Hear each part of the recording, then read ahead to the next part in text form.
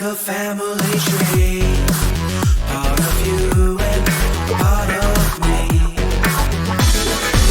And if we should separate, go your own way, I won't wait.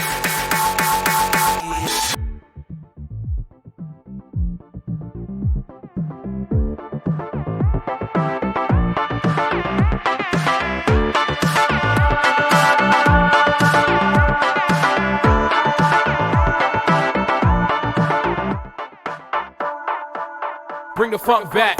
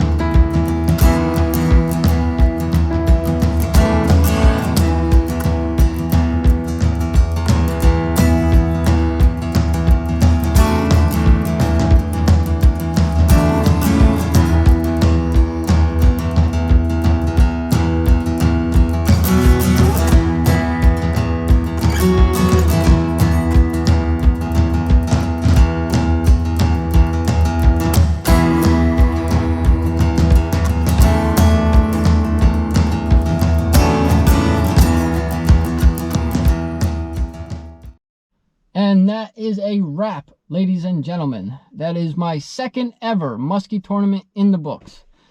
No, I did not catch one. Obviously, no, I didn't win. But, unlike most people, I didn't really take that as a loss. I actually took that as a very big victory for me. Why? A lot of what I've been preaching has been, using something different. Throwing stuff at them that they don't normally see, while still matching the hatch and being natural, but doing those things differently and not, doing what everybody else does has paid off for me in the bass world.